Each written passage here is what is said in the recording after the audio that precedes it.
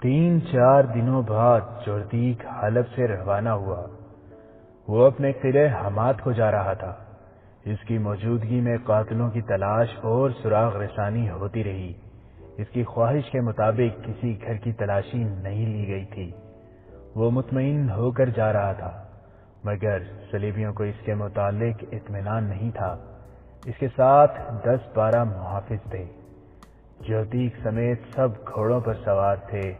راستے میں ٹیلوں اور چٹانوں کا علاقہ آتا تھا۔ جردیک اس علاقے میں داخل ہوا تو بیک وقت کہیں سے 2 تیر آئے۔ دونوں اس کے گھوڑے کے سر میں پیوست ہو گئے۔ تیر اندازوں نے تیر جردیک پر چلائے ہوں گے۔ گھوڑا بے لگام ہو کر دوڑ پڑا۔ 2 تیر اور آئے، وہ بھی گھوڑے کو لگے۔ اب کے نشانہ خطا ہونے کی وجہ یہ ہو سکتی تھی کہ گھوڑا بدک کر ادھر ادھر دوڑ رہا تھا۔ جردیک ایک شاہ سوار تھا۔ وہ دوڑتے گھوڑے سے کود کر ایک چٹان کی اوٹ میں ہو گیا۔ اس کے محافظ ادھر ادھر بکھر گئے۔ وہ تیر اندازوں کے تعاقب میں گئے تھے۔ علاقہ ایسا تھا کہ کسی کو پکڑنا آسان نہیں تھا۔ جردیک سمجھ گیا کہ یہ کرائے کے قاتل ہیں جنہیں صلیبیوں نے اسے قتل کرنے کے لیے بھیجا ہے۔ انہیں یہ شک تھا کہ جردیک سلطان ایوبی کا دوست ہے۔ وہ جنگجو تھا۔ چٹان کی اوٹ سے نکل کر اوپر چلا گیا۔ اسے صرف چٹانیں نظر آئیں یا اپنے محافظ جو ادھر ادھر تیر اندازوں کو ڈھونڈتے پھر رہے تھے۔ ادھر آ جاؤ، کسی نے چلا کر کہا، ادھر آ جاؤ، پکڑ لیے ہیں۔ محافظ ادھر کو بھاگے۔ محافظوں نے 3 آدمیوں کو گھیرے میں لے رکھا تھا۔ تینوں نقاب پوش تھے، مگر ان کے پاس کمانیں نہیں تھیں۔ ترکش بھی کسی کے پاس نہیں تھی۔ ان کے ساتھ گھوڑے تھے۔ انہیں اس حالت میں پکڑا گیا تھا کہ وہ گھوڑوں پر سوار ہو رہے تھے۔ تینوں نے چہرے چھپا رکھے تھے۔ ان کی صرف آنکھیں نظر آتی تھیں۔ انہیں پکڑ کر جردیک کے پاس لے گئے۔ تمہاری کمانیں اور ترکش کہاں ہیں؟ جردیک نے ان سے پوچھا۔ ہمارے پاس صرف تلواریں ہیں، ایک نے جواب دیا۔ سنو بھائیو، جردیک نے بڑے تحمل سے کہا، تمہارے 4 تیر خطا ہو گئے۔ تم مجھے قتل نہیں کر سکے۔ تم پکڑے بھی گئے ہو۔ تم ہار گئے ہو۔ اب جھوٹ سے بچو۔ کیسے تیر؟ ایک نے حیرت زدہ ہو کر کہا۔ ہم نے کسی پر تیر نہیں چلائے، ہم مسافر ہیں، ذرا آرام کرنے کے لیے رکے تھے، اب جا رہے تھے کہ ان لوگوں نے پکڑ لیا۔ جردیک ہنس پڑا اور جواب دینے والے نقاب پوش سے کہنے لگا، میں تمہیں اپنا دشمن نہیں سمجھتا۔ اگر ایسا ہوتا تو اب تک میں تم تینوں کی گردنیں اڑا چکا ہوتا۔ تم کرائے کے قاتل ہو، صرف یہ بتا دو کہ میرے قتل کے لیے تمہیں کس نے بھیجا ہے۔ صاف صاف بتا دو اور جاؤ۔ 2 نقاب پوشوں نے قسمیں کھائیں۔ تیسرا خاموش رہا۔ اپنے آپ کو عذاب میں نہ ڈالو، جردیک نے کہا۔ کسی کے لیے اپنی جانیں ضائع نہ کرو۔ میں تمہیں کوئی سزا نہیں دوں گا۔ فوراً ہی نقاب پوشوں نے پھر پسو پیش کی۔ ان کے نقاب اتار دو، جردیک نے اپنے محافظوں سے کہا۔ ان سے تلواریں لے لو۔ 2 نقاب پوشوں نے نیاموں سے تلواریں نکال لی اور پھرتی سے پیچھے ہٹ گئے۔ تیسرا نقاب پوش ان دونوں کے پیچھے ہو گیا۔ اس کے پاس تلوار نہیں تھی۔ جردیک نے کہکا لگا کر کہا، کیا تم اتنے سارے محافظوں کا مقابلہ کر سکو گے جبکہ تمہارے تیسرے ساتھی کے پاس تلوار ہی نہیں ہے؟ میں تمہیں ایک اور موقع دیتا ہوں۔ میں نے ابھی اپنے محافظوں کو حکم نہیں دیا کہ وہ تمہاری بوٹیاں اڑا دیں۔ محافظوں نے ان کے گرد گھیرا ڈال لیا تھا۔ اور میں تمہیں آخری بار کہتا ہوں کہ ہم میں سے کسی نے تیر نہیں چلائے، ایک نقاب پوش نے کہا۔ محافظوں کا کمانڈر ان تینوں کے پیچھے کھڑا تھا۔ اسے جانے کس طرح کچھ شک ہوا۔ اس نے اس تیسرے نقاب پوش جس کے پاس تلوار نہیں تھی کا چوغا اوپر سے کھینچا تو اس کے سر کا حصہ پیچھے کو ہو گیا۔ اس نے اس کا نقاب بھی نوچ لیا، اور جب چہرہ بے نقاب ہوا تو سب یہ دیکھ کر حیران رہ گئے کہ وہ ایک خوبصورت لڑکی تھی۔ جردیک نے کہا کہ اسے اس کے پاس لایا جائے۔ دونوں نقاب پوشوں نے حیران کن پھرتی سے پیچھے کو مڑ کر لڑکی کو پکڑنے والے محافظ کے سینے پر تلواریں رکھ دی۔ ایک نے للکار کر کہا، جب تک ہمیں پوری بات نہیں بتاؤ گے اور ہماری نہیں سنو گے اس لڑکی کو ہاتھ نہیں لگا سکو گے۔ ہم جانتے ہیں ہمیں تمہارے ہاتھوں مرنا ہے، لیکن ہم ان میں سے آدھے محافظوں کو مار کر مریں گے۔ تمہیں یہ لڑکی زندہ نہیں مل سکتی۔ जोरदीक एक ठंडे मिजाज का आदमी मालूम होता था। उसने मुहाफिजों को पीछे हटा दिया और नकाबपोशों से कहा, तुम मुझसे और क्या बात सुनना चाहते हो? बात इतनी सी है कि तुम किराए के कातिल हो और ये लड़की तुम्हें इनाम के तौर पर मिली है। दोनों बातें गलत हैं, एक नकाबपोश ने कहा। एक सलेबी हाकिम और एक जासूस सलेबी लड़की को कत्ल करना गुनाह नहीं। ये हमारी बदकिस्मती है कि हम फरार में पकड़े गए हैं, लेकिन हम खुश हैं कि हमने अपना फर्ज अदा कर दिया है। ये लड़की मुसलमान है, मजलूम है। इसे हम सलेबियों के पंजे से छुड़ा कर लाए हैं और दमिश्क जा रहे हैं। क्या विंडसर और सलेबी लड़की को तुमने कत्ल किया है? जोरदीक ने पूछा। हाँ, एक नकाबपोश ने जवाब दिया, हमने इन दोनों को कत्ल किया है। और क्या तुमने मुझ पर इसलिए तीर चलाए कि हम सुल्तान सलाहुद्दीन अय्यूबी के दुश्मन हैं? जोरदीक ने पूछा। हम अच्छी तरह जानते हैं कि तुम्हारा नाम जोरदीक है और तुम हमाद के किलादार हो, नकाबपोश ने कहा। और हम ये भी जानते हैं कि तुम सुल्तान अय्यूबी के दुश्मन हो, लेकिन तुम्हें कत्ल करने की कोई जरूरत नहीं। अल्लाह हमारे साथ है, इसकी मदद से हम बहुत जल्द तुमसे हथियार डलवा कर तुम्हें तुम्हारी फौज समेत अपना कैदी बना लेंगे। सुल्तान अय्यूबी हसन बिन सबा और शेख सनान नहीं, वो ललकार कर लड़ा करता है, चोरों की तरह कत्ल नहीं कराया करता। विंडसर और लड़की का कत्ल हमारा जाती फेल था। हालात का तकाजा था कि वो कत्ल कर दिए जाएं। हमने कत्ल का इर्तिकाब किया।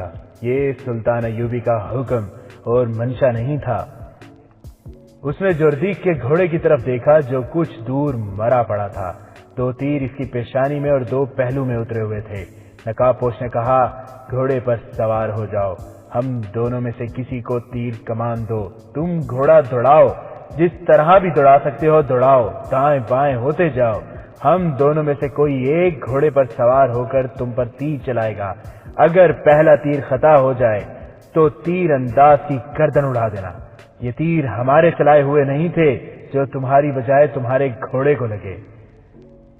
तुम मामूली सिपाही नहीं लगते, जोरदीक ने कहा। क्या तुम सुल्तान सलाहुद्दीन अय्यूबी की फौज के आदमी हो? और तुम कौन हो? नकाबपोश ने कहा। क्या तुम सलाहुद्दीन अय्यूबी की फौज के आदमी नहीं हो? क्या तुम इस्लाम के सिपाही नहीं हो? तुम अपनी असलियत को भूल गए हो। किलादारी के ओहदे ने तुम्हारा दिमाग खराब कर दिया है। तुमने इससे ज्यादा रुतबा हासिल करने के लिए काफिरों से दोस्ताना गांठ लिया है। तुम दरख्त से टूटी हुई वो टहनी हो जिसकी किस्मत में सूख कर तिनका तिनका हो जाना लिख दिया गया है। दूसरे नकाबपोश ने कहा, तुम इतने अहम इंसान नहीं हो कि सुल्तान अय्यूबी तुम्हारे कत्ल की जरूरत महसूस करे। तुम अपने किए की सजा भुगतने के लिए जिंदा रहोगे। तुम मरोगे तो सलेबियों के हाथों मरोगे। तुम हलब शराब पीने और ऐश करने गए थे, पहले नकाबपोश ने कहा। तुम इस लड़की के नाच से लुत्फ अंदोज होने गए थे। मैं मुसलमान लड़की हूँ, लड़की बोली। मुझे सलेबियों की महफिलों में नचाया गया और वो मेरे जिस्म के साथ खेलते रहे।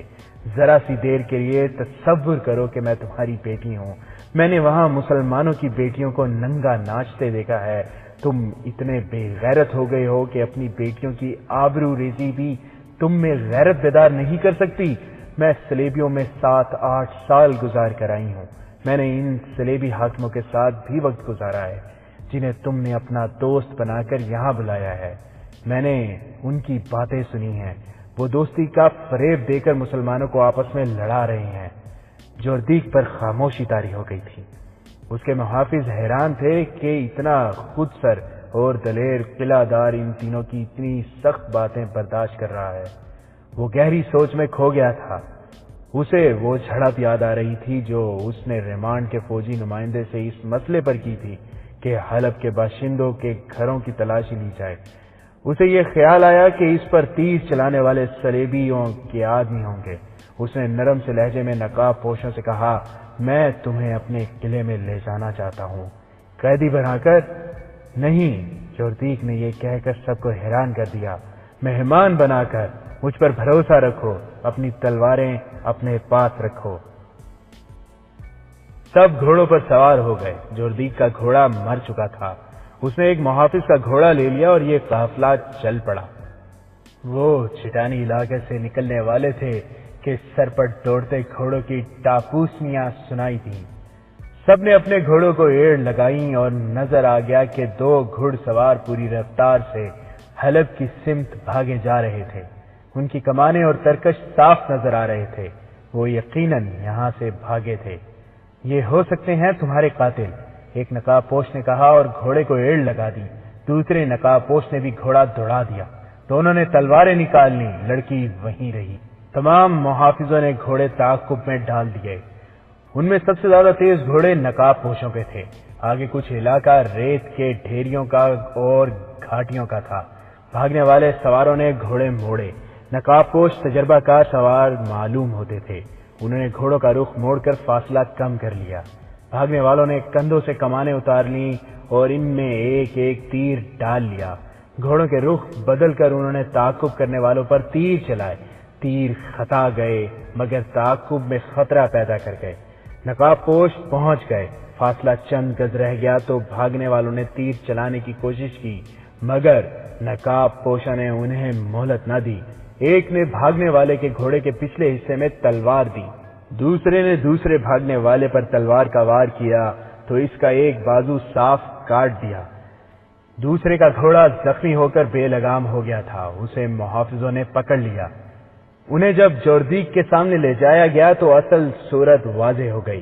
نقاب پوشوں نے نقاب اتار دیا اور انہوں نے بتایا کہ وہ سلطان ایوبی کے جاسوس ہیں۔ ان میں ایک خلط تھا اور دوسرا اس کا ساتھی، اور جو بھاگتے ہوئے پکڑے گئے تھے وہ مسلمان ہی تھے لیکن جوردیک کو قتل کرنے آئے تھے۔ ان میں سے جس کا بازو کٹ گیا تھا اسے بڑی بے رحمی سے کچھ دور پھینک دیا گیا۔ دوسرے سے کہا گیا کہ وہ زندہ واپس جانا چاہتا ہے تو بتا دے کہ اسے کس نے بھیجا تھا، ورنہ اس کا بھی بازو کاٹ کر یہیں پھینک دیا جائے گا۔ اس نے بتایا کہ ان دونوں کو ریمانڈ کے فوجی نمائندے نے 2 مسلمان عمرہ کی موجودگی میں کہا تھا کہ فلاں دن اور فلاں وقت جوردیک حلب سے روانہ ہو رہا ہے اور وہ فلاں وقت چٹانی علاقے میں سے گزرے گا۔ ان دونوں کو بے تحاشا انعام پیش کیا گیا تھا۔ انہیں جوردیک کے قتل کی یہ ترکیب بتائی گئی تھی کہ چٹانی علاقے میں چھپ جائیں اور جوردیک کو تیروں کا نشانہ بنا کر بھاگ آئیں۔ مقررہ وقت پر دونوں اس علاقے میں پہنچ گئے اور گزرنے والے راستے کو دیکھ کر ایک بلند چٹان پر چھپ گئے۔ بہت سے انتظار کے بعد جوردیک آ گیا۔ 2 محافظ گھڑ سوار آگے تھے، ایک اس کے دائیں اور دوسرا بائیں، باقی پیچھے تھے۔ تیر اندازوں نے نشانے تو ٹھیک لیے تھے لیکن پہلو والا محافظ آگے آ جاتا تھا۔ جوردیک اور قریب آیا تو تیر چلاتے وقت آگے والا محافظ آگے آ گیا۔ تیر چلا دیے گئے لیکن نشانہ ذرا نیچے ہو گیا۔ دونوں تیر گھوڑے کی پیشانی میں لگے۔ دوسرے 2 تیر اس لیے خطا ہو گئے کہ گھوڑا 2 تیر کھا کر بدک گیا تھا اور جب تیر چلائے گئے تو وہ بہت زور سے اچھل پڑا تھا۔ اس سے تیر جوردیک کو لگنے کی بجائے گھوڑے کے پہلو میں لگے۔ وہاں چھپنے کی جگہیں بہت تھیں اور موزوں بھی تھیں۔ انہوں نے گھوڑے ایسی ہی ایک جگہ چھپا دیے تھے اور ان کے منہ باندھ دیے تھے تاکہ ہنا نہ سکیں۔ تیر انداز بھاگ کر کہیں چھپ گئے۔ انہوں نے محافظوں کو دیکھا جو بکھر کر انہیں ڈھونڈ رہے تھے۔ وہ چھپ کر انہیں دیکھتے رہے۔ پھر ایک طرف سے شور اٹھا کہ ادھر آ جاؤ، پکڑ لیے ہیں۔ تیر اندازوں نے دیکھا کہ محافظ 3 نقاب پوشوں کو پکڑ کر لے جا رہے تھے۔ تیر انداز بہت خوش ہوئے کہ ان کی جان بچی، مگر وہ ابھی وہاں سے بھاگنا نہیں چاہتے تھے کیونکہ ابھی پکڑے جانے کا خطرہ تھا۔ ایک محافظ ایک چٹان پر کھڑا رہا، اسے وہاں دیکھ بھال کے لیے کھڑا کیا گیا تھا۔ بہت دیر بعد اس محافظ کو وہاں سے بلایا گیا۔ دونوں تیر انداز اپنے گھوڑوں کے پاس گئے، ان کے منہ کھولے اور سوار ہو کر فرار ہوئے۔ انہیں معلوم نہیں تھا کہ جوردیک اپنے محافظوں کے ساتھ وہاں سے چل پڑا ہے۔ اس تیر انداز کو جوردیک نے اپنے ساتھ لے لیا اور سب حمات کی سمت روانہ ہو گئے۔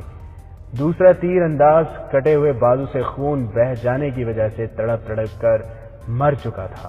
راستے میں خلط نے اسے حمیرہ کے متعلق ساری بات سنائی اور یہ بھی سنایا کہ اس نے ونڈسر کو کس طرح قتل کیا تھا۔ جوردیک کے لیے حیران کن یہ تھا کہ وہ حلب سے نکل کر کس طرح آئے۔ خلط نے اسے بتایا کہ وہاں ان کا ایک کمانڈر بھی تھا جس کا وہ نام اور حلیہ نہیں بتانا چاہتا تھا۔ اس نے یہ طریقہ اختیار کیا کہ کپڑے وغیرہ لپیٹ کر نوزائیدہ بچے کے قد بت کی شکل بنا دی اور اس پر کفن چڑھا دیا۔ 4-5 جاسوسوں نے ادھر ادھر بتایا کہ فلاں کا بچہ مر گیا ہے۔ کفن میں لپٹے ہوئے کپڑوں کو کمانڈر نے ہاتھوں پر اٹھایا۔ خلت، اس کا ساتھی حمیرہ اور 4-5 آدمی جنازے کی شکل میں ساتھ چل پڑے۔ قبرستان شہر سے باہر تھا۔ وہاں 3 گھوڑے کھڑے تھے۔ یہ گھوڑے ایک ایسا جاسوس لایا تھا جو حلب کی فوج میں تھا۔ یہ چرائے ہوئے گھوڑے تھے۔ جنازہ فوجیوں کے سامنے سے گزرا اور قبرستان میں گیا۔ وہاں قبر کھودی گئی۔ جنازہ پڑھا گیا۔ خلت، اس کا ساتھی اور حمیرہ گھوڑوں پر سوار ہوئے اور نکل گئے۔ قلعے میں جوردیک کا قافلہ رات کو پہنچا۔ خلت وغیرہ کو اس نے باعزت مہمانوں کی طرح رکھا۔ اس نے خلت سے پوچھا، مجھے اب اپنا دوست سمجھو، مجھے یہ بتاؤ کہ سلطان صلاح الدین ایوبی کیا کر رہا ہے، تمہیں ضرور معلوم ہوگا۔ اس نے الصالح کا تعاقب کیوں نہیں کیا تھا؟ میں اگر سلطان کا منصوبہ جانتا بھی ہوں تو آپ کو نہیں بتاؤں گا، خلت نے جواب دیا، اور میں آپ کو یہ بھی نہیں بتاؤں گا کہ میں نے حلب سے کیا کیا معلومات حاصل کی ہیں۔ صلاح الدین ایوبی کے ساتھ میری ذاتی دشمنی تھی، جوردیک نے کہا، پھر میں اس کے خلاف ہو گیا۔ اس کی وجہ جو کچھ بھی تھی، میں غلطی پر تھا۔ مجھے اس غلطی کا احساس دشمن نے دلایا ہے۔ میں نے صلیبیوں کی نیت معلوم کر لی ہے۔ ایک طرف وہ میری فوج اور میرے قلعے کو استعمال کرنا چاہتے ہیں، دوسری طرف انہوں نے مجھے قتل کرانے کی کوشش کی۔ مجھے نور الدین زنگی مرحوم اور صلاح الدین ایوبی کی باتیں اور اصول یاد آ گئی ہیں۔ ان کا کہنا ہے کہ یہ جنگ حلال اور سلیب کی ہے، یہ کسی عیسائی بادشاہ کی کسی مسلمان بادشاہ کے خلاف جنگ نہیں۔ ایوبی کہا کرتا ہے کہ جب تک دنیا میں ایک بھی مسلمان زندہ ہے، صلیبی اسے ختم کرنے کی کوشش میں لگے رہیں گے۔ غیر مسلم خواہ کسی بھی مذہب کا ہو، مسلمان کا دوست نہیں ہو سکتا۔ غیر مسلم دوستی کا ہاتھ بڑھائیں گے تو اس میں دشمنی کا زہر ملا ہوا ہوگا۔ نور الدین زنگی بھی اسی اصول کا پابند تھا۔ وہ ہمیشہ کہا کرتا تھا کہ جس روز مسلمان کسی غیر مسلم سے دوستی کریں گے، اس روز اسلام کا خاتمہ شروع ہو جائے گا۔ تو کیا آپ صلاح الدین ایوبی کا ساتھ دینے پر آمادہ ہو گئے ہیں؟ خلت نے پوچھا، اور یہ بھی کہا، میں ایک چھوٹا سا آدمی ہوں، معمولی سا سپاہی ہوں۔ مجھے ایسی جرت نہیں کرنی چاہیے کہ ایک قلعہ دار سے یہ پوچھوں کہ وہ کیا سوچ رہا ہے اور اس کے ارادے کیا ہیں، لیکن مسلمان کی حیثیت سے مجھے یہ حق حاصل ہے کہ کوئی مسلمان گمراہ ہو جائے تو اسے اتنا کہہ سکوں کہ تم گمراہ ہو گئے ہو۔ ہاں، جوردیک نے کہا، تمہیں یہ حق حاصل ہے۔ میں تمہیں ایک پیغام دینا چاہتا ہوں، یہ سلطان ایوبی کے کانوں میں ڈال دینا۔ میں تحریری پیغام نہیں دینا چاہتا ہوں، میں اپنا کوئی ایلچی بھی نہیں بھیجنا چاہتا۔ تم ایوبی سے کہنا کہ حماد کے قلعے کو اپنا سمجھو، مگر اپنے کسی معتمد سالار کو بھی پتہ نہ چلنے دینا کہ میں نے یہ پیشکش کی ہے۔ یہ ایک بڑا ہی نازک راز ہے۔ اسے کہنا کہ صلیبی دوستی کے پردے میں ہمارے علاقوں میں قدم جماتے جا رہے ہیں۔ تم سردیوں کے بعد شاید حملہ کرو، مگر یہ خیال رکھنا کہ ادھر سے تم پر پہلے ہی حملہ نہ ہو جائے۔ اگر تم نے پیش قدمی کی تو حماد کے راستے سے آنا، میں انشاءاللہ پرانی دوستی کا حق ادا کروں گا۔ دوسرے دن جوردیک نے خلت، اس کے ساتھی اور حمیرہ کو رخصت کر دیا۔ صلیبی انٹیلیجنس کے کمانڈر ونڈسر کا قتل بے شک اتفاق کیا تھا۔ اس نے سلطان ایوبی کے 2 جاسوسوں کے لیے ایسے حالات پیدا کر دیے تھے کہ وہ ان کے ہاتھوں قتل ہو گیا، لیکن یہ بہت بڑا کارنامہ تھا۔ اس کے قتل سے سلطان ایوبی کو فائدہ پہنچا کہ اس کے دشمن کی انٹیلیجنس جو پہلے ہی کمزور تھی، منظم نہ ہو سکی۔ اس کے مقابلے میں سلطان ایوبی کا نظام جاسوسی زیادہ منظم اور ذہین تھا۔ اس کے جاسوس صرف جاسوس نہیں تھے جو پکڑے جائیں تو خاموشی اختیار کر لیں۔ اس نے جاسوسوں کو بڑی ہی سخت کمانڈو ٹریننگ دے رکھی تھی تاکہ وہ پکڑے جانے کی صورت میں لڑ کر نکلیں اور جسے قتل کرنا ضروری ہو اسے قتل بھی کریں، اور ان کے جسم اتنے سخت ہوں کہ زیادہ سے زیادہ اذیت، بھوک، پیاس اور تھکن برداشت کر سکیں۔ یہ خوبیاں خلت اور ان کے ساتھیوں میں بھی تھی۔ انہوں نے نہ صرف صلیبیوں کے اتنے اہم افسر کو مار کر دشمن کو اندھا کر دیا، لیکن جوردیک جیسے سخت مزاج قلعہ دار کے ساتھ ایسی باتیں کی کہ اسے سلطان ایوبی کا حامی بنائے۔ خلت نے سلطان ایوبی کو جب جوردیک کا پیغام دیا تو سلطان کو یوں سکون سا محسوس ہوا جیسے صحرا میں ٹھنڈی ہوا کا ایک جھونکا بھولے بھٹکے سے آ گیا ہو۔ اسے ہر طرف دشمن ہی دشمن نظر آتے تھے، اپنے بھی دشمن، پرائے بھی دشمن۔ جردیق کے پیغام نے اسے سکون تو دیا، لیکن وہ کسی خوش فہمی میں مبتلا نہ ہوا۔ یہ دھوکہ بھی ہو سکتا تھا، لہذا اس نے اپنے حملے کے پلان میں کوئی رد و بدل نہ کیا، اتنا ہی پیش نظر رکھا کہ حماد سے حمایت کی توقع ہے۔ اب دشمن کے کیمپ سے جو اطلاعیں آ رہی تھیں ان میں کوئی نئی بات نہیں تھی، وہاں کوئی تبدیلی نہیں آئی تھی۔ وہاں کے کمانڈروں اور مشیروں کو یہی توقع تھی کہ سردیوں میں جنگ کا امکان نہیں۔ ایک اطلاع یہ بھی ملی تھی کہ صلیبی بظاہر سب کے دوست بنے ہوئے ہیں، مگر وہ در پہ دہ بڑے بڑے عمرہ کو ایک دوسرے کے خلاف اکسا رہے ہیں۔ یہ تو سلطان ایوبی کو معلوم ہی تھا کہ الصالح کے تمام حواری ایک دوسرے کے دشمن ہیں۔ وہ اکٹھے صرف اس لیے ہو گئے تھے کہ سلطان ایوبی کو وہ اپنا مشترکہ دشمن بنا بیٹھے تھے، اور اس دشمنی کی وجہ یہ تھی کہ سلطان ایوبی انہیں عیش و عشرت کی اور من مانی کرنے کی اجازت نہیں دے سکتا تھا۔ انہیں سلطان ایوبی کا یہ مشن بھی اچھا نہیں لگتا تھا کہ سلطنت اسلامیہ کی توسیع اور استحکام کو جنون یا صحیح الفاظ میں ایمان بنا لیا جائے۔ وہ ان حکمرانوں میں سے نہیں تھا جو آرام اور سکون سے حکومت کو عیش کرنے کی خاطر دشمن کو دوست بنا لیا کرتے تھے۔ اسے جنگی نوعیت کی جن معلومات کی ضرورت تھی وہ اس نے حاصل کر لی تھی۔ اس کی فوج سردی میں لڑنے کے لیے تیار ہو گئی تھی۔ اب رات کی ٹریننگ میں کوئی سپاہی بیمار نہیں ہوتا تھا۔ 1174 کا دسمبر شروع ہو چکا تھا۔ سلطان ایوبی نے اپنے فوجی کمانڈروں کی آخری کانفرنس بلائی۔ اس میں مرکزی کمان کے تمام افسر شامل تھے اور دستوں کے کمانڈروں کو بھی بلایا گیا۔ سلطان ایوبی نے انہیں پہلا حکم یہ دیا کہ اس لمحے سے فوج کی نقل و حرکت کے متعلق کوئی بات، وہ کتنی ہی بے ضرر کیوں نہ ہو، باہر کے کسی آدمی کے ساتھ نہیں کی جائے گی۔ جو عسکری اپنے بیوی بچوں کے ساتھ رہتے ہیں وہ گھروں میں بھی کوئی بات نہیں کریں گے۔ فوج کے کوچ کا وقت آ گیا ہے۔ یہ ظاہر کیا جائے گا کہ فوج روزمرہ کی طرح تربیت اور دمشق کے لیے جا رہی ہے۔ ان ہدایات کے بعد اس نے کہا، ہمارے عیش پرست اور ایمان فروش بھائی اسلام کی تاریخ کو اس موڑ پر لے آئے ہیں جہاں تمہارا اپنے ہی عزیزوں کے خلاف لڑنا تم پر فرض ہو گیا ہے۔ کیا کسی نے کبھی یہ بھی سوچا تھا کہ میں اپنے پیر و مرشد نور الدین زنگی مرحوم کے بیٹے کے خلاف لڑوں گا؟ مگر صورت یہ پیدا ہو گئی ہے کہ بیٹے کی ماں بھی مجھ پر لعنت بھیج رہی ہے کہ اس کا مرتد بیٹا ابھی زندہ کیوں ہے۔ میرے رفیقو، تم جس فوج سے لڑنے جا رہے ہو اس میں تمہارے چچا زاد بھائی بھی ہوں گے، مامو زاد اور خالہ زاد بھی ہوں گے۔ مجھے 2 بھائی ایسے بھی اپنی فوج میں نظر آئے ہیں جن کا ایک بھائی ایمان فروشوں کی فوج میں ہے۔ اگر تم خون کے رشتوں کو دل میں جگہ دو گے تو اسلام کے ساتھ جو تمہارا رشتہ ہے وہ ٹوٹتا ہے۔ کوچ سے پہلے تمہیں عہد کرنا ہوگا کہ تم یہ نہیں دیکھو گے کہ تمہارا مد مقابل کون ہے، تمہاری نظریں اپنے علم پر رہیں گی۔ دل میں یہ حقیقت بٹھا لو کہ تمہارے سامنے تمہارے کلمہ گو بھائی ہیں مگر ان کی پیٹھ پر صلیبی ہیں۔ میں اس بھائی کو بھائی نہیں سمجھتا جو اپنے مذہب کے دشمن کو دوست سمجھتا ہے۔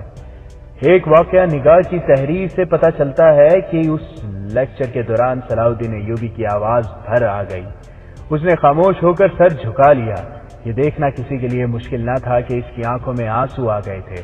وہ کچھ دیر سر جھکا کر خاموش بیٹھا رہا۔ کانفرنس کے شرکا پر سکوت طاری ہو گیا۔ سلطان ایوبی نے سر اٹھایا اور دونوں ہاتھ دعا کے لیے اٹھائے اور آسمان کی طرف منہ کر کے گڑ گڑایا۔ خدائے عزوجل، میں تیرے نام کی خاطر، تیرے رسول صلی اللہ علیہ وسلم کی ناموز کی خاطر اپنے بھائیوں کے خلاف تلوار اٹھا رہا ہوں۔ اگر یہ گناہ ہے تو مجھے بخش دینا میرے خدا، مجھے تیری رہنمائی کی ضرورت ہے، مجھے اشارہ دو، میں گمراہ ہوں، گناہگار ہوں۔ اس نے سر پھر جھکا لیا اور جانے اسے اپنی ذات سے کوئی اشارہ ملا یا خدا نے اسے کوئی اشارہ دے دیا۔ اس نے گرجدار آواز میں کہا، ہمیں قبلہ اول کو آزاد کرانا ہے، تمہیں بیت المقدس پکار رہا ہے، میرے راستے میں میرا باپ آیا تو اسے بھی قتل کر دوں گا، میرے بچے راستے میں حائل ہوئے انہیں بھی قتل کر دوں گا۔ اس کا چہرہ دمکنے لگا، جذباتیت کا غلبہ ختم ہو چکا تھا۔ وہ پھر وہی صلاح الدین بن گیا جو صرف حقائق کے متعلق مختصر سی بات کیا کرتا تھا۔ اس نے کمانڈروں کو بتایا کہ 2 روز بعد رات کو کوچ ہوگا۔ اس نے پلان کے مطابق فوجیوں کی جو تقسیم کی تھی وہ سب کو بتائی اور ہر حصے کے کمانڈر کو کوچ کا وقت بتایا۔ ہر اول کے کمانڈر کو ضروری ہدایات دیں۔ چھاپا مار کمانڈو حبشیوں کی تقسیم بتائی۔ پہلوؤں پر جن دستوں کو رکھنا تھا ان کے کمانڈروں کو کوچ کا انداز، راستہ اور وقت بتایا، اور اس نے سب کو یہ بھی بتایا کہ اس کا اپنا ہیڈ کوارٹر گھومتا پھرتا رہے گا۔ اس سے پہلے اس نے مصر کے راستے متحرک رہنے والے چھاپا مار دستے بھیج دیے تھے، اور مسافروں اور خانہ بدوشوں کے بحروپ میں اس نے اپنی انٹیلیجنس کی بہت سی نفری ان علاقوں میں بھیج دی تھی جہاں ریمانڈ کی فوج کے آنے کی توقع تھی۔ رسد کے متعلق اسے کوئی پریشانی نہیں تھی۔ کم و بیش 1 سال تک مصر سے رسد اور کمک منگوانے کی ضرورت نہیں تھی۔ اسلحہ اور جانوروں کا سٹاک بھی اس نے دمشق میں جمع کر لیا تھا۔ اس نے گھڑ سوار چھاپا ماروں کو مصر کے راستے کے ارد گرد کے علاقوں میں اس ہدایت کے ساتھ بھیج دیا تھا کہ ریمانڈ کی فوج ادھر آئے تو اس پر شب خون مارنے ہیں، اور اگر ضرورت محسوس ہو تو فوراً اطلاع دے کہ تاکہ صلیبیوں کو گھیرے میں لینے کا انتظام کیا جائے۔ 6 یا 7 دسمبر 1174 کی رات کو ہر اول دستے نے دمشق سے کوچ کیا۔ وہ رات بہت ہی سرد تھی، یخ جھکڑ چل رہے تھے جو جسم کو کاٹتے تھے۔ سپاہی اور گھوڑے ان جھکڑوں کے عادی ہو چکے تھے۔ ہر اول کے کمانڈر کو بتا دیا گیا تھا کہ دیکھ بھال کا جیش پہلے روانہ ہو چکا ہے۔ اس کے سپاہی وردی میں نہیں تھے، وہ مسافروں کے بھیس میں گئے تھے۔ سلطان ایوبی نے انہیں یہ ہدایت دی تھی کہ تیز رفتار قاصد پیچھے آ کر ہر اول کے کمانڈر کو آگے کی اطلاعیں دیتے رہیں۔ ہر اول کو حمات کے قلعے تک جانا تھا جہاں قلعہ دار جوزیق تھا۔ کمانڈر کو سلطان ایوبی نے بتایا تھا کہ حمات کا قلعہ بغیر لڑے ملنے کا امکان ہے، لیکن وہ کسی دھوکے میں نہ آئے۔ وہ قلعے سے موزوں فاصلے پر رک جائے اور دیکھے کہ قلعے والوں کا رویہ کیسا ہے۔ اگر جوزیق صلح کرنا چاہے تو اسے قلعے سے باہر بلایا جائے اور سلطان ایوبی کے آنے تک اس کے ساتھ کوئی سمجھوتا نہ کیا جائے۔ سلطان ایوبی نے دیواریں توڑنے والے تجربہ کار آدمیوں کی ایک جماعت کو آگے بھیج دیا تھا۔ ہر اول کی روانگی سے 3-4 گھنٹوں بعد 2 زیادہ نفری کے دستے اس طرح روانہ کیے گئے کہ ہر اول کے دائیں اور دوسرے کو بائیں رہنا تھا۔ ان کے لیے ہدایت یہ تھی کہ اگر حمات کے قلعے سے ہر اول کا مقابلہ ہو جائے تو یہ دونوں طرف سے آگے بڑھ کر قلعے کا محاصرہ کر لیں اور اس پر اس قدر تیر برسائیں کہ دیوار توڑنے والی جماعت دیوار تک پہنچ جائے۔ ان دونوں حصوں کے درمیان سلطان ایوبی جا رہا تھا۔ ہر اول اور دونوں پہلوؤں کے دستے سلطان ایوبی کی فوج کا چوتھا حصہ تھے۔ اس نے باقی تمام فوج پیچھے رکھی تھی۔ اس نے کم سے کم نفری سے دشمن سے جھڑپ لینے کا پلان بنایا تھا۔ رسد کے لیے اس نے چھاپا مار دستے پھیلا دیے تھے۔ ایسے چھوٹے چھوٹے دستے حمات سے بہت آگے بھی بھیج دیے تھے تاکہ حمات سے کوئی قاصد حلب تک نہ جا سکے، اور اگر کہیں سے کمک آ جائے تو چھاپا مار اسے شب خونوں سے پریشان کرتے رہیں اور پیش قدمی روکے رکھیں۔ اگلا دن گزر گیا۔ رات گہری ہو چکی تھی جب ہر اول کے دستے حمات سے 2-3 میل دور تک پہنچ چکے تھے۔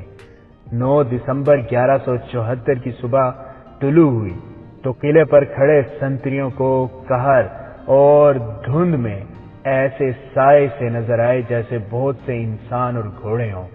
کوئی قافلہ ہو سکتا تھا۔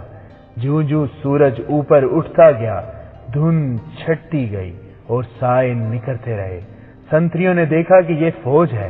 انہیں ابھی یہ معلوم نہیں تھا کہ قلعے کے دائیں اور بائیں بھی فوج موجود ہے جو انہیں نظر نہیں آ سکتی۔ نکارہ بجا دیا گیا۔ ایک کمانڈر دوڑتا اوپر کو آیا۔ اس نے فوج دیکھی تو دوڑتا گیا اور قلعہ دار جوزیق کو اطلاع دی۔ گھبراؤ نہیں، جوزیق نے کمانڈر سے کہا، یہ کسی حملہ آور کی فوج نہیں ہو سکتی۔ صلیبی مجھے قتل نہیں کرا سکے، انہوں نے کوئی اور سازش کی ہوگی۔ انہوں نے الصالح سے یہ حکم لے لیا ہوگا کہ حماد کا قلعہ مجھ سے لے کر کسی اور کو دے دیا جائے۔ یہ فوج قلعے کے لیے آئی ہوگی، تم باہر جاؤ اور دیکھو کہ یہ کس کا دستہ ہے اور یہ لوگ کیا چاہتے ہیں۔ کمانڈر گھوڑے پر سوار باہر نکلا اور سلطان ایوبی کے ہر اول دستے کی طرف گیا۔ اس نے علم دیکھا تو یہ سلطان ایوبی کا تھا۔ وہ ذرا پیچھے ہی رک گیا۔ ہر اول دستے کا کمانڈر اس تک گیا۔ دونوں نے ایک دوسرے کو پہچان لیا۔ دونوں نور الدین زنگی کی فوج میں اکٹھے رہ چکے تھے۔ ایسا بھی ہونا تھا کہ ہم آپس میں لڑیں گے؟ ہر اول دستے کے کمانڈر نے اس کے ساتھ ہاتھ ملا کر کہا۔ زنگی زندہ تھا تو ہم دوست تھے اور رفیق تھے، وہ مر گیا تو ہم دشمن بن گئے۔ تم کیوں آئے ہو؟ قلعے کے کمانڈر نے پوچھا۔ تم قلعے کو نہیں بچا سکو گے، ہر اول کے کمانڈر نے کہا۔ میں تمہیں مشورہ دیتا ہوں کہ قلعہ دار سے کہو کہ قلعہ ہمارے حوالے کر دے اور خون خرابہ نہ ہونے دے۔ ہم تمہیں زیادہ مہلت نہیں دیں گے۔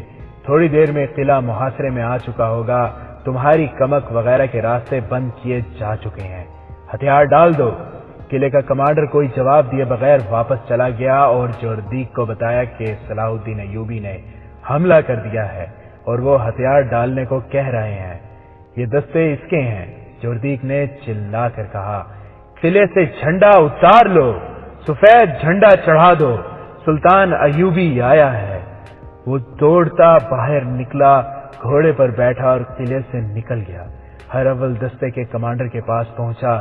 سلطان ایوبی بہت پیچھے تھا۔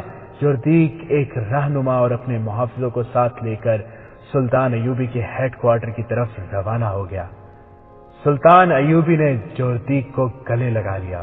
جوردیک نے اس سے معافی مانگی، کچھ جذباتی باتیں کی اور قلعہ اپنی فوج سمیت سلطان ایوبی کے حوالے کر دیا۔ سلطان ایوبی اپنی مرکزی کمان کے ساتھ قلعے میں داخل ہوا تو اس نے سفید جھنڈے کی جگہ اپنا جھنڈا چڑھانے کا حکم دیا۔ جوردیک نے قلعے میں مقیم فوج کے چھوٹے بڑے کمانڈروں کو سلطان ایوبی کے سامنے بلایا اور کہا کہ تم سے ہتھیار نہیں ڈلوائے گئے، تمہیں کسی نے شکست نہیں دی۔ اپنے سپاہیوں سے بھی کہہ دو کہ اپنے آپ کو شکست خوردہ نہ سمجھیں۔ ہم سب مسلمان ہیں، اب ہم صلیبیوں اور ان کے دوستوں کے خلاف لڑیں گے۔ سلطان ایوبی جس مہم پر نکلا تھا اس کی پہلی منزل اسے کسی کاوش کے بغیر مل گئی۔ وہ خدا کے حضور سجدے میں گر گیا۔ اس کے بعد اس نے جوردیک کے ساتھ آگے کا پلان بنانا شروع کر دیا۔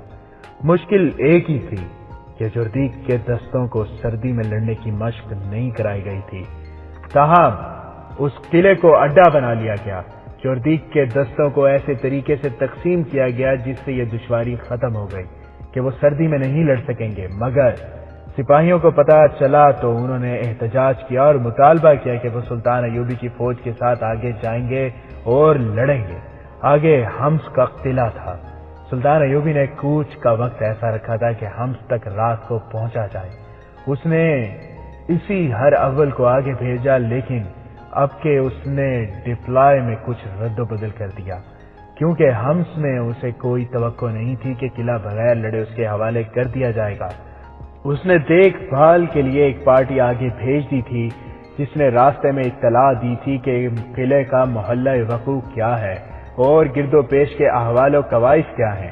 سلطان ایوبی نے چند دستے اس طرف بھیج دیے جدھر سے مدد وغیرہ آنے کی توقع تھی۔ اس نے اپنی رسد حماد کے قلعے میں جمع کر لی اور رسد آگے لے جانے کے راستے کو کئی گشتی پارٹیوں اور چھاپا ماروں کے ذریعے محفوظ کر لیا۔ اس کے ساتھ حماد کا ایک دستہ بھی تھا۔ سلطان ایوبی کی کوشش یہ تھی کہ حلب تک اس کے حملے کی خبر نہ پہنچے تاکہ وہ دشمن کو بے خبری میں جا دبوچے۔ اس نے اس کا انتظام کر دیا تھا۔ اپنے آدمی حلب کے راستے پر پھیلا دیے تھے، جن کے لیے یہ حکم تھا کہ وہ کسی بھاگے ہوئے فوجی کو یا کسی ایسے غیر فوجی کو جسے یہ معلوم ہو کہ حملہ شروع ہو چکا ہے روک لیں۔ رات گہری ہو چکی تھی۔ قلعہ دار اور اس کے کمانڈر ایک وسیع کمرے میں شراب سے دل بہلا رہے تھے۔ انہوں نے 2 ناچنے والیاں بلا رکھی تھیں۔ کمرے میں طبل و سارنگ اور رقص و سرور کا پر رونق ہنگامہ بپا تھا۔ سپاہی بے فکری کی نیند سو گئے تھے اور جو ڈیوٹی پر تھے وہ سردی سے بچنے کے لیے کسی نہ کسی اوٹ میں کھڑے تھے۔ رات یخ تھی۔ کمانڈروں نے سب کو بتا رکھا تھا کہ سردیوں کے موسم میں جنگ کا کوئی خطرہ نہیں۔ ہم اسی لیے نور الدین زنگی کے مرنے کی دعائیں کرتے تھے کہ اسی دنیا میں جنت دیکھ لیں۔ قلعہ دار نے شراب کا پیالہ اوپر کر کے کہا، اب صلاح الدین ایوبی آیا ہے، خدا اسے بھی جلدی اٹھا لے گا۔ اسے ہم اٹھائیں گے، ایک کمانڈر نے کہا، ذرا موسم کھل جانے دو۔ قلعے کی دیوار پر کھڑے ایک سنتری نے اپنے ساتھی سے کہا، وہ دیکھو آگ جل رہی ہے، جلنے دو۔ اس کے ساتھی نے کہا، کوئی قافلہ ہوگا۔ اتنے میں آگ کے 3-4 گولے ہوا میں بلند ہوئے جو قلعے کی طرف آئے اور ان دونوں سنتریوں کے اوپر سے گزر کر قلعے کے اندر جا گرے۔ ان کے پیچھے اور گولے آئے، یہ شعلوں کے گولے تھے۔ پھر کئی اور گولے آئے، ان میں سے کچھ سامان پر پڑے اور آگ لگ گئی۔ نکارے اور گھڑیال بج اٹھے، قلعہ دار کی محفل میں ادھم بپا ہو گیا۔ سب دوڑتے قلعے کی دیوار پر گئے، ان پر تیروں کا مینا برسنے لگا۔ دروازے کے سنتریوں نے شور بپا کر دیا کہ دروازہ جل رہا ہے۔ سلطان ایوبی کے حملہ آور دستے نے دروازے پر آتش کی مادہ پھینک کر آگ لگا دی تھی۔ چیخ چلا کر قلعے کے اندر کی فوج کو بیدار کیا گیا۔ قلعے سے بھی مزاحمت شروع ہو گئی، لیکن باہر سے اتنے تیر آ رہے تھے کہ سر اٹھانا محال ہو رہا تھا۔ سلطان ایوبی کی منجنیقوں نے قلعے کو جہنم بنا دیا تھا۔ قلعے کے کماندار چلا چلا کر اپنے سپاہیوں کا حوصلہ بڑھا رہے تھے۔ سپاہی اندھا دھند تیر چلا رہے تھے۔ ہتھیار ڈال دو، سلطان ایوبی کی طرف سے کوئی للکار رہا تھا۔ ہتھیار ڈال دو، تمہیں کہیں سے بھی مدد نہیں مل سکتی، جانیں بچاؤ، یہ اعلان بھی کیا گیا۔ سلطان صلاح الدین ایوبی کے آگے ہتھیار ڈال دو، کسی کو جنگی قیدی نہیں بنایا جائے گا، اطاعت قبول کر لو، ہماری فوج میں شامل ہو جاؤ۔ رات بھر اعلان ہوتے رہے اور تیروں کا تبادلہ بھی ہوتا رہا۔ صبح کی روشنی پھیلی تو قلعہ دار نے باہر کا منظر اور قلعے کی دیوار پر اپنے سپاہیوں کی لاشیں دیکھ کر سفید جھنڈا چڑھانے کا حکم دے دیا۔ یہ قلعہ بھی سر کر لیا گیا۔ قلعہ دار اور کمانڈروں نے ہتھیار ڈال دیے۔ سلطان ایوبی قلعے میں گیا تو قلعہ دار اور کمانڈروں سے اتنا ہی کہا، خدا تمہیں معاف کرے، اور حکم دیا کہ ان سب کو ان کے سپاہیوں کے ساتھ دمشق بھیج دیا جائے۔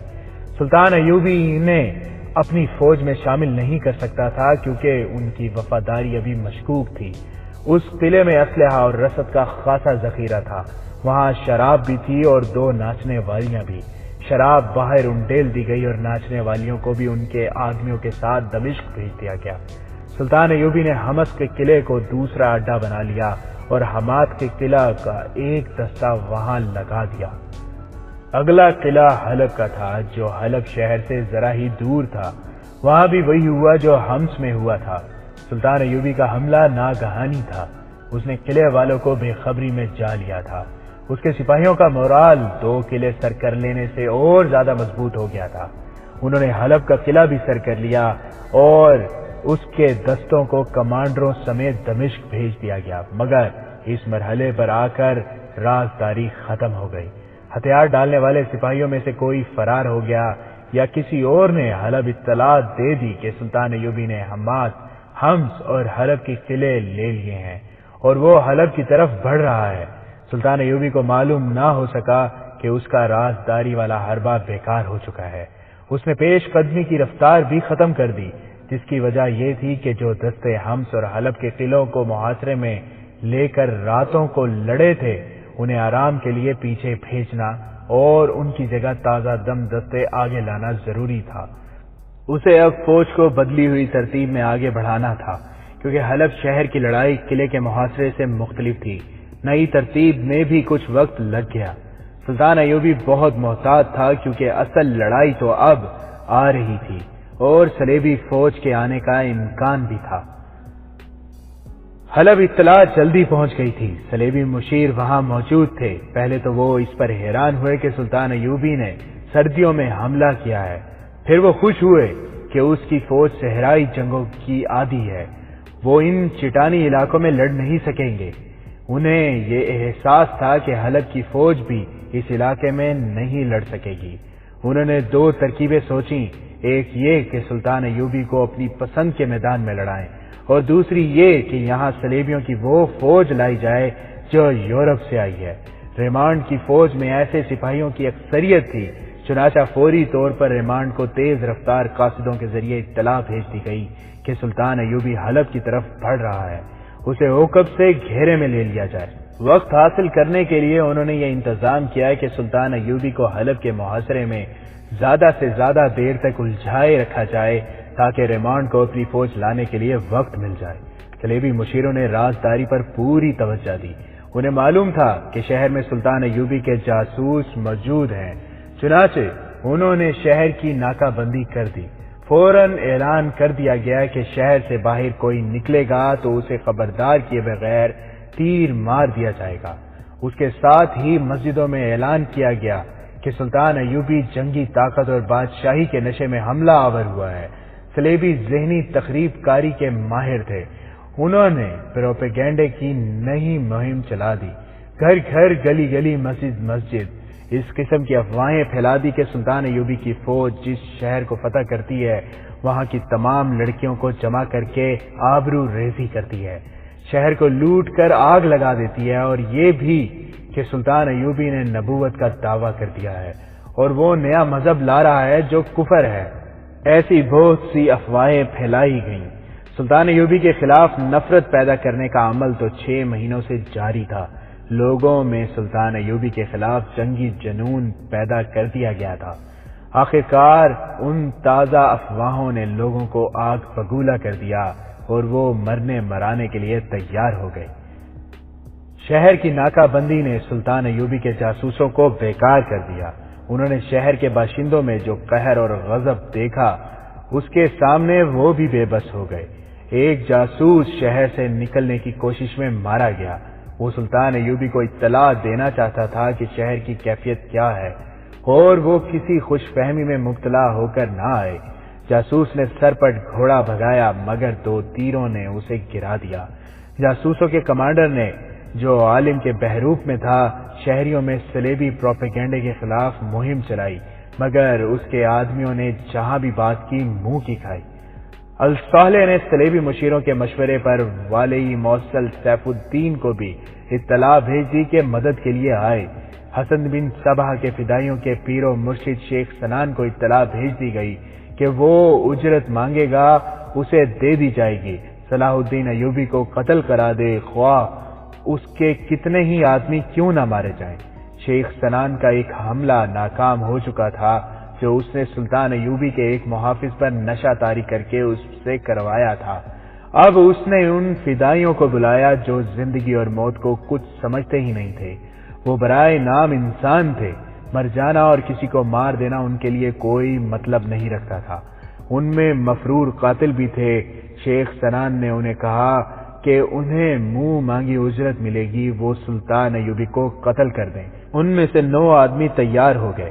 الصالح کے حامیوں میں سب سے زیادہ کینہ پرور اور شیطان فطرت آدمی گمشدگین تھا جسے گورنر کا درجہ حاصل تھا۔ وہ بظاہر سلطان ایوبی کے خلاف تھا مگر وہ دوست کسی کا بھی نہیں تھا۔ الصالح کو خوش کرنے کے لیے اس نے اس کی حمایت کی اور صلیبیوں کے ساتھ دوستی کا اظہار اس طرح کیا کہ اس کے قلعے میں بہت سے صلیبی جنگی قیدی تھے، ان سب کو رہا کر دیا گیا۔ اب حلب کو اس اطلاع پر کہ سلطان ایوبی کی فوج آ گئی ہے اس نے اپنی فوج بھیج دی اور خود بھی لڑنے کا وعدہ کیا۔ یہ ایک طوفان تھا جو سلطان ایوبی کے خلاف اٹھ کھڑا ہوا۔ اتنے زیادہ دشمنوں کے مقابلے میں اس کی نفری تھوڑی تھی، اور اب اس کے جاسوس بیکار ہو جانے کی وجہ سے اسے پتہ ہی نہیں چل رہا تھا کہ دشمن کے کیمپ میں کیا ہو رہا ہے۔ وہ ابھی تک اس خوش فہمی میں مبتلا تھا کہ وہ حلب والوں کو بے خبری میں جالے گا، تاہم وہ معمولی قسم کا جنگجو نہیں تھا، اس نے عقب اور پہلوؤں کی حفاظت کا انتظام کر رکھا تھا۔ اس نے کم سے کم تعداد سے حملہ کرنے کا فیصلہ کیا۔ اس کے دیکھ بھال کے دستے آگے چلے گئے۔ آگے علاقہ چٹانی، پتھریلا اور نشیب و فراز کا تھا اور راستے میں ایک درمیانہ سا دریا بھی تھا۔ جنوری 1175 کا مہینہ شروع ہو چکا تھا۔ سردی اور زیادہ بڑھ گئی تھی۔ سلطان ایوبی نے فوج کی 1/4 نفری حملے کے لیے منتخب کی۔ محفوظہ میں اس نے زیادہ دستے رکھے۔ اس نے جب پیش قدمی کی تو دیکھ بھال کرنے والے دستوں نے اطلاع دی کہ دریا کے اس طرف ایک وسیع و عریض نشیب ہے، وہاں دشمن کی فوج تیاری کی حالت میں موجود ہے۔ یہی وہ مقام تھا جہاں سے دریا عبور کیا جا سکتا تھا۔ سردیوں کے موسم میں دریا میں پانی گہرا نہیں تھا، اس مقام پر پاٹ پھیل جانے سے پانی اور بھی کم تھا، گھوڑے اور انسان آسانی سے گزر سکتے تھے۔ یہیں دشمن نے اپنی فوج پھیلا رکھی تھی۔ سلطان ایوبی کو بتایا گیا کہ رات کو اس فوج کے چند ایک سنتری بیدار ہوتے ہیں اور دن کے دوران گشتی پارٹیاں ہر طرف گھومتی پھرتی رہتی ہیں۔ اس اطلاع سے شک ہوا کہ حلب والوں کو اس کی آمد کی اطلاع مل گئی ہے اور وہ انہیں بے خبری میں نہیں لے سکے گا۔ اس نے دیکھ بھال کے لیے اس مقام سے دور کے علاقے میں اپنے آدمی بھیجے تاکہ معلوم کیا جا سکے کہ دریا کسی اور جگہ سے عبور کیا جا سکتا ہے یا نہیں۔ اس کے ساتھ ہی اس نے یہ فیصلہ کیا کہ وہ نشیب میں دشمن کی فوج کو دھوکہ دے کر حملہ اور پیش قدمی اسی طرف سے کرے گا۔ اس نے اسی رات چھاپہ مار روانہ کر دیے۔ اس کا اپنا ہیڈ کوارٹر وہاں سے 5-6 میل دور تھا۔ دریا کے کنارے دشمن کی جو فوج تھی وہ بھی اس خوش فہمی میں مبتلا تھی کہ اتنی یخ راتوں کو حملہ نہیں ہو سکتا۔ نصف شب کے قریب سپاہی خیموں میں دبکے پڑے تھے۔ کمانڈر بے خبر سو رہے تھے، صرف سنتری جاگ رہے تھے۔ ایک سنتری سردی میں ٹھٹر رکھ کر کھڑا تھا، پیچھے سے کسی نے اس کی گردن دبوچ لی، کسی اور نے اسے اٹھایا۔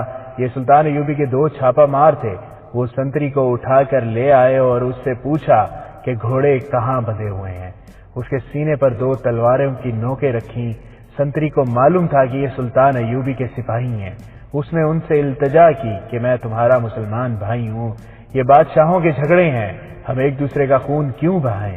اس نے بتایا کہ گھوڑے ایک جگہ نہیں بندھے ہوئے، چونکہ فوج تیاری کی حالت میں ہے اس لیے گھوڑے سواروں کے خیمے کے ساتھ 2-2 3-3 کر کے بندھے ہوئے ہیں۔ چھاپا مار اسے اس کے کیمپ کے قریب لے گئے اور پوچھا کہ دستوں کے کمانڈر کہاں کہاں ہیں۔ اس نے اندازہ کر کے ان خیموں کی سمتیں بتا دی۔ اسے ساتھ ہی پیچھے لے آئے اور اسے کہا کہ یہاں کھڑے رہو اور تماشا دیکھو۔ وہاں چھوٹے سائز کی ایک منجنیق رکھی تھی، اس میں چھاپا ماروں نے ایک ہانڈی سی رکھی۔ 4 آدمیوں نے اسے پیچھے کھینچا اور چھوڑ دیا۔ ہانڈی ہلیلے کی طرح اڑ گئی، دوسری ہانڈی کسی اور طرف پھینکی گئی، پھر 2 اور پھینکی گئی۔ یہ سب دشمن کے کیمپ میں گری۔ سنتریوں نے کون ہے کی صدائیں لگائیں۔ کہیں سے جلتے ہوئے فلیتوں والے تیر آئے جو زمین پر لگے۔ ہانڈیاں وہیں گر کر ٹوٹی تھیں، ان کے اندر سے سیال مادہ نکل کر بکھر گیا تھا۔ یہ آتش گیر تھا۔ تیروں کے فلیتوں نے اسے آگ لگا دی۔ 2 خیموں کو بھی آگ لگ گئی۔ زمین شعلے اگل رہی تھی۔ کیمپ میں بھگدڑ مچ گئی۔ گھوڑے رسیاں توڑانے لگے۔ سپاہی اٹھ کر ادھر ادھر دوڑے تو چھاپا ماروں نے تیر برسانے شروع کر دیے۔ یہ خیمہ گاہ 1 میل سے زیادہ لمبے چوڑے علاقے میں تھی۔ پیشتر اس کے کمانڈر جوابی کارروائی کرتے، چھاپا مار تباہی مچا کر غائب ہو چکے تھے۔ سحر ابھی نیم تاریخ تھی۔ کیمپ کی حالت خاصی بری تھی۔ آگ نے بھی نقصان کیا تھا، لیکن چھاپا ماروں کے تیروں سے اور بدکے ہوئے گھوڑوں تلے آ کر بہت سے سپاہی ہلاک اور زخمی ہوئے تھے۔ سحر تک انہیں اٹھاتے اور سنبھالتے رہے۔ اچانک ایک طرف سے کسی نے چلا کر کہا، ہوشیار ہوشیار، ایک بار پھر قیامت آ گئی۔ مگر اب کے چھاپا مار نہیں تھے، یہ سلطان ایوبی کے ایک دستے کا باقاعدہ حملہ تھا۔ دشمن اس جگہ ہر لمحہ تیاری کی حالت میں رہتا تھا، لیکن رات کو چھاپا مار اس کی حالت ایسی بدل آئے تھے کہ تیاری ختم ہو گئی تھی۔ دشمن کے سپاہیوں نے جم کر لڑنے کی بہت کوشش کی، لیکن ان کے پاؤں جم نہ سکے۔ سلطان ایوبی ان کا دم خم پہلے ہی ختم کرا چکا تھا۔ پھر بھی دونوں فریقوں کا خاصا نقصان ہوا۔ دشمن کے سپاہی پسپا ہونے لگے۔ کمانڈروں نے انہیں بہت للکارا، مگر دوسری طرف کی للکار ان کے لڑنے کے جذبے کو تباہ کر رہی تھی۔ سلطان ایوبی کے سپاہی ان پر چلا رہے تھے، تم کافروں کے دوست ہو، خدا ہمارے ساتھ ہے، اپنا حشر دیکھو، تم پر خدا کا قہر نازل ہو رہا ہے۔ سلطان ایوبی نے اپنی فوج کے نہایت معمولی سے سپاہی کے ذہن میں بھی اتار دیا تھا کہ تم حق پر ہو اور کفار کے دوست مرتد ہیں۔ اس کے مقابلے میں خلیفہ کی فوج کے پاس ایسا کوئی مقصد اور کوئی نعرہ نہیں تھا۔ دشمن کے سپاہی بکھر گئے، بہت سے پسپا ہو کر دریا پار کر گئے اور کچھ ادھر ادھر وادیوں اور نشیبی جگہوں میں جا چھپے۔ سلطان ایوبی نے حملہ آور دستے کے کمانڈر کو حکم دے رکھا تھا کہ دشمن کی پسپائی کی صورت میں اپنا کوئی دستہ جیش یا کوئی سپاہی دریا پار نہ کرے۔ اس نے اس کیمپ پر حملہ کر کے دراصل دشمن کو دھوکہ دیا تھا۔ وہ تعاقب نہیں کرنا چاہتا تھا، وہ آگے کے تفصیلی جائزے اور مشاہدے کے بغیر کبھی پیش قدمی نہیں کرتا تھا۔ وہ دریا کہیں دور سے پار کرنا چاہتا تھا، لیکن دشمن نے یہیں سے اسے راستہ دے دیا تو اس نے یہیں سے دریا پار کرنے کا فیصلہ کر لیا۔ وہ خود آگے گیا۔ اس کے سپاہی ادھر ادھر چھپے ہوئے دشمن کو ڈھونڈ ڈھونڈ کر ختم کر رہے تھے۔ ہتھیار ڈالنے والوں کی تعداد زیادہ تھی۔ اس نے ایک بلند چٹان پر جا کر میدان جنگ کا منظر دیکھا تو خوشی کی بجائے اس کے چہرے پر اداسی چھا گئی۔ یہ نظارہ دیکھ کر خدا بھی رو رہا ہوگا۔ سلطان ایوبی نے اپنے پاس کھڑے نائبین سے کہا، دونوں طرف کس کا خون بہہ گیا ہے؟ مسلمان کا۔ یہ ہے اسلام کے زوال کی نشانی۔ اگر مسلمان ہوش میں نہ آئے تو کفار انہیں اسی طرح لڑا لڑا کر ختم کر دیں گے۔ میرے رفیقو، مجھے کوئی یقین دلا دے کہ میں حق پر نہیں تو میں اپنی تلوار الصالح کے قدموں میں رکھ دوں گا۔ آپ حق پر ہیں سلطان محترم، کسی نے کہا، ہم حق پر ہیں۔ دل سے اب وسوسے نکال دیں۔ حلب شہر میں ہر آدمی آگ کا شعلہ بنا ہوا تھا۔ سلطان ایوبی کے دستے دریا پار کر گئے تھے۔ حلب سامنے نظر آ رہا تھا۔ سلطان ایوبی نے شہر کو دیکھا، اس کی وسعت، ساخت اور دفاعی انتظامات دیکھے اور جائزہ لیا کہ محاصرہ کیا جائے یا سیدھا حملہ کر کے شہر کے اندر لڑا جائے۔ اسے ابھی تک معلوم نہیں تھا کہ شہر کے اندر کی جذباتی کیفیت کیا ہے۔ اسے توقع تھی کہ شہری چونکہ مسلمان ہیں اس لیے وہ دونوں مسلمان فوجوں کی جنگ کے خلاف ہوں گے۔ غالباً اسی توقع نے اسے وہ کارروائی کرائی جس نے اسے پریشان کر دیا۔ اس نے نفری سے نیم محاصرے کی ترتیب میں اپنے دستے آگے بڑھائے۔ لڑائی کی ابتدا تیروں کے تبادلے سے ہوئی، لیکن کچھ ہی دیر بعد اس نے محسوس کیا جیسے اس کے دستے پیچھے ہٹ رہے ہیں۔ حلب کے دفاع میں لڑنے والوں کا یہ عالم تھا کہ ایک طرف سے کم و بیش 200 گھڑ سوار نکلے۔ انہوں نے سلطان ایوبی کے ایک دستے کے ایک پہلو پر حملہ کر دیا۔ یہ بڑا ہی تیز اور دلیرانہ حملہ تھا جو پیادہ دستے پر کیا گیا تھا۔ اس کے سواروں نے جوابی ہلہ بول کر اپنے پیادہ دستے کو بچانے کی نہایت اچھی کوشش کی، لیکن گھوڑوں کے تصادم میں اپنے ہی پیادے کچلے گئے۔ پھر یوں ہونے لگا کہ شہر سے ایک جیش پیادہ یا سوار نکلتا، ان کے پیچھے سے شہر کی منڈیروں اور بلند جگہوں سے تیروں کی بوچھاڑیں آتی اور حملہ کرنے والے جیش سلطان ایوبی کی صفوں میں گھس جاتے۔ حلب کا یہ معرکہ بڑا ہی خون ریز تھا۔ اس کیفیت میں سلطان ایوبی کے 2-3 جاسوس باہر نکل آئے اور سلطان ایوبی کو ڈھونڈتے ڈھونڈتے اس تک پہنچ گئے۔ انہوں نے بتایا کہ شہریوں کو کس طرح اس کے خلاف بھڑکایا گیا ہے اور شہر کے دفاع میں لڑنے والے اتنے فوجی نہیں جتنے شہری ہیں۔ سلطان ایوبی کو یہ تو پہلے ہی معلوم تھا کہ حلب کے باشندوں پر اس کے خلاف جنگی جنون طاری کیا جا رہا ہے، لیکن اسے اندازہ نہیں تھا کہ شہری اس پاگل پن سے لڑیں گے۔ وہ ان کی دلیری پر ہش ہش کر اٹھا، لیکن بڑے افسوس کے ساتھ کہنے لگا، یہ ہے مسلمان کی شان، ان کا عسکری جذبہ۔ دیکھو، کفار مسلمان کے اسی جذبے کو ختم کر رہے ہیں۔ سلطان ایوبی نے اپنے دستوں کو پیچھے ہٹا لیا۔ اس سے کسی نائب نے مشورہ دیا کہ شہر پر منجنیقوں سے آگ پھینکی جائے۔ سلطان ایوبی نے یہ مشورہ قبول کرنے سے انکار کر دیا۔ اس نے کہا کہ شہریوں کے گھر تباہ ہو جائیں گے، ان کی عورتیں اور بچے مارے جائیں گے، اسی لیے میں نے تباہ کار چھاپا ماروں کو نہیں بھیجا۔ اگر یہ شہر صلیبیوں کا ہوتا تو اب تک شعلوں کی لپیٹ میں اور میرے چھاپا ماروں کی زد میں ہوتا۔ جو مسلمان میدان جنگ میں آ کر لڑتے اور مرتے ہیں انہیں میں روک نہیں سکتا، اور جو گھروں میں بیٹھے ہیں انہیں مارنا نہیں چاہتا۔ اس نے چند اور دستے آگے بلا کر شہر کو مکمل محاصرے میں لے لیا اور حکم دیا کہ دفاع میں لڑا جائے، حملہ ہو تو روکا جائے، حملہ نہ کیا جائے اور محاصرہ مضبوط رکھا جائے۔ نفری کی بھی کمی تھی اور شہر کو تباہی سے بچانے کا خیال بھی تھا۔ जनवरी 1175 का पूरा महीना मुहासरा जारी रहा। हलब की फौज और शहरियों ने मुहासरा तोड़ने के लिए हमले किए, लेकिन अब वो कामयाब नहीं हो सकते थे, क्योंकि सुल्तान अयूबी ने अपने दस्तों की तरतीब और स्कीम बदल दी थी। 1 फरवरी 1175 की सुबह सुल्तान को इत्तला मिली कि त्रिपोली का सलेबी हुक्मरान रेमांड हमात की तरफ बढ़ रहा है। उसे रेमांड की फौज की नफरी की इत्तला भी दी गई। सुल्तान अयूबी को पहले ही तवक्को थी कि ये सूरत भी पैदा होगी। उसके लिए वो तैयार था। उसने उसके लिए दस्ते महफूज रखे हुए थे और ऐसी जगह रखे हुए थे जहां से वो रिमांड के इस्तकबाल के लिए बर वक्त पहुंच सकते थे। उसने ये इत्तला मिलते ही अपने कासिद को इस पैगाम के साथ उन दस्तों की तरफ दौड़ाया कि जिस कदर जल्दी हो सके अलरिस्तान के इलाके में पहुंचकर बुलंदियों पर तीर अंदाज बिठा दो। सवार दस्ते पीछे रखो, मैं आ रहा हूं। अगर सलेबी फौज मुझसे पहले आ जाए तो सामने की टक्कर न लेना, घात लगाना और शब खून मारना। अलरिस्तान एक पहाड़ी सिलसिले का नाम था। रेमांड को इसमें से गुजर कर आना था।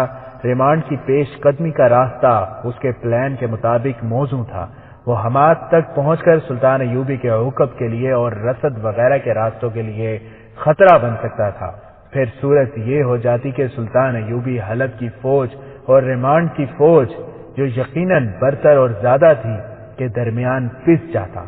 उसने दूसरा कदम ये किया कि हलब का मुहासरा उठा दिया और इसी ने उन दस्तों को किसी और सिमत रवाना कर दिया।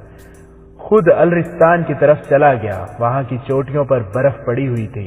रेमांड खुश था कि इस मौसम में सुल्तान अयूबी के सहराई सिपाही उसके यूरोपीय और इस इलाके के रहने वाले ईसाई सिपाहियों से नहीं लड़ सकेंगे। मगर वो आगे आया तो बर्फ पोश पहाड़ी सिलसिला कोह से उस पर तीर बरसने लगे। ये उसके लिए बलाए नागहानी थी। उसने लड़े बगैर अपनी फौज पीछे हटा ली। उसे हर जगह घात का खतरा था। वो सुल्तान अयूबी के लड़ने के अंदाज से अच्छी तरह वाकिफ था। उसने बहुत पीछे हटकर पड़ाव डाल दिया। वो अपने रास्ते पर नजरसानी करना चाहता था। मौसम बिगड़ गया, बारिशें शुरू हो गईं।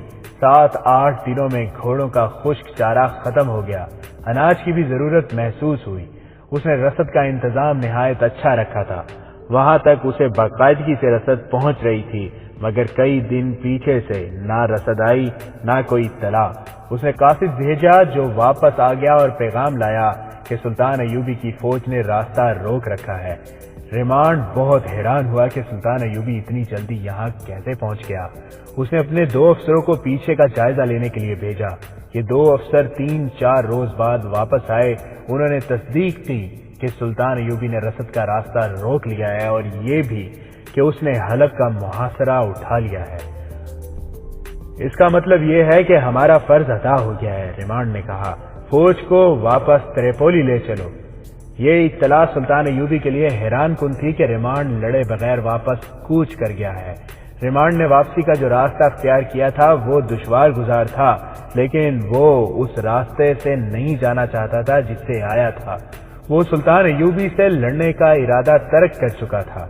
यूरोपीय मौरखों ने लिखा है कि वो लड़ना नहीं चाहता था, लेकिन हकीकत ये थी कि सुल्तान अयूबी ने उसे लड़ने की पोजीशन में नहीं रहने दिया था। वो उसी से घबरा गया था कि मुसलमान फौज इतनी सर्दी में ऐसी खूबी से लड़ रही है जैसे सहरा में लड़ती है। दूसरी वजह यह थी कि सुल्तान अयूबी उसके हुक्म में और रसद के रास्ते में जा बैठा था। तीसरी और सबसे बड़ी वजह कुछ और थी जिसका इंकशाफ बाद में हुआ। वो दरअसल अल-सालेह और उसके उमरा को धोखा दे गया था। उसने बेबहा खजाने की शक्ल में उजरत ले ली थी। उसे अब लड़ने की जरूरत नहीं थी, क्योंकि उसका ये मकसद जो सलेबियों का बुनियादी मकसद था पूरा हो चुका था कि मुसलमान आपस में टकरा जाएं। सलेबी मुसलमान कौम की फौज को 2 हिस्सों में काट चुके थे और इन दोनों हिस्सों में जंग शुरू हो चुकी थी। उसकी नीयत का पता उस वक्त चला जब त्रिपोली से उसका एलची अल-सालेह के नाम ये पैगाम लेकर आया। मैंने वादा किया था कि सलाहुद्दीन अयूबी ने आपको मुहासरे में लिया तो मैं मुहासरा तोड़ दूंगा। मुझे यूं ही इत्तला मिली कि सलाहुद्दीन अयूबी ने हमला कर दिया है। मैं फौज को लेकर आपकी मदद को आ गया। सलाहुद्दीन अयूबी ने फौरन हलब का मुहासरा उठा लिया। मैंने वादा पूरा कर दिया है, लिहाजा ہمارا وہ فوجی معاہدہ ختم ہو گیا ہے جس کے تحت آپ نے مجھے سونا وغیرہ بھیجا تھا، اور اس کے عوض میں نے آپ کو محاصرے سے بچایا۔ میرے فوجی نمائندے اور مشیروں کو فوراً واپس بھیج دیا جائے۔ حلب والے سر پکڑ کر بیٹھ گئے، صلیبی انہیں ڈنک مار گئے تھے۔ دو مورخوں نے لکھا ہے کہ ریمانڈ کو یہ خطرہ بھی نظر آنے لگا تھا کہ سلطان ایوبی اس کے دارالحکومت تریپولی پر حملہ کرے گا، چنانچہ اس نے اپنی راجدھانی کا دفاع مضبوط کرنا شروع کر دیا۔ الصالح ابھی ناتجربہ کار تھا۔ اس کے ایک دو مشیروں نے اسے مشورہ دیا کہ وہ سلطان ایوبی سے صلح کر لے، مگر سیف الدین اور گمشدگین وغیرہ نے اسے مدد کا یقین دلا کر سمجھوتے اور صلح پر آمادہ نہ ہونے دیا۔ انہی میں سے کسی نے اسے بتایا کہ صلاح الدین ایوبی چند روز کا مہمان ہے، 9 فدائی آ چکے ہیں۔ وہ مذہبی پیشواؤں اور صوفیوں کے بحروپ میں صلاح الدین ایوبی کے پاس یہ درخواست لے کے جا رہے ہیں کہ وہ آپس میں نہ لڑیں اور صلح کر لیں۔ سلطان ایوبی ان کے احترام کے لیے انہیں اپنے پاس بٹھائے گا، اکیلے ان کی بات سنے گا اور فدائی اسے نہایت اطمینان سے قتل کر کے نکل جائیں گے۔ انہوں نے الصالح کو یہ خبر سنا کر جھانسا نہیں دیا تھا کہ جس وقت سلطان ایوبی الرستان کے سلسلہ کوہ میں بیٹھا اپنے اگلے حملے کا پلان بنا رہا تھا تو پیشہ ور فدائی قاتل یہ سوچ رہے تھے کہ اسے کہاں قتل کیا جائے۔